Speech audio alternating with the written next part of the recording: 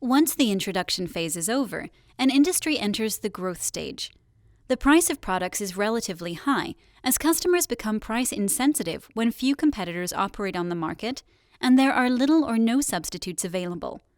By keeping the price high in the early stages, companies cover their initial investments relatively quickly. However, this also makes the industry more attractive to new entrants. Makes sense, right? If a person opens the first restaurant in a city, she should charge higher prices because there is no competition. This will be a very profitable business that will attract attention from other people who decide to open restaurants too. So, we can conclude that in the growth phase, sales grow and profits follow, which leads to increased levels of competition.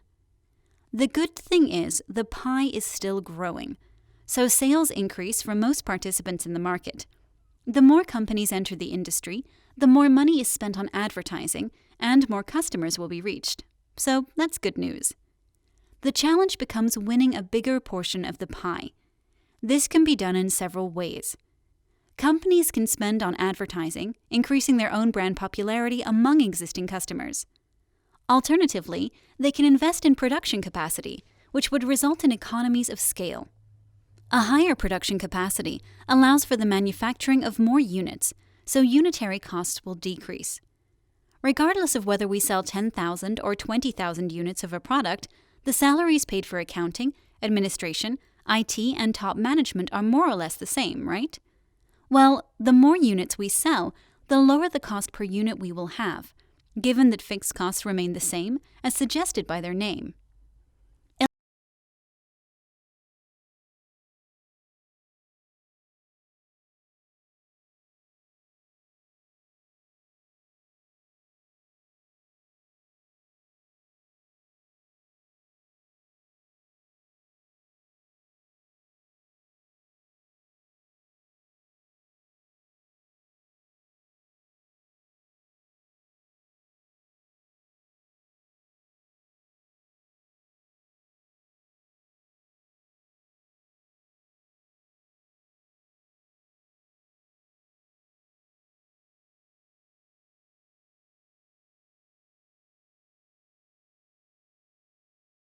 The demand may be higher than the supply, which could result in capacity shortages. We call this a seller's market. As it's easy for sellers to find buyers, while buyers have a tough time finding the product. Most efforts throughout the growth stage are directed towards one goal: winning a higher market share. A higher market share positions a company in a favorable way for when the business becomes profitable and is close to maturity.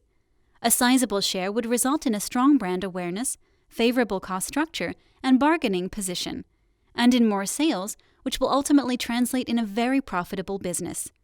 Stay tuned, because in our next video, we'll discuss how to succeed in the maturity phase of an industry. Thanks for watching.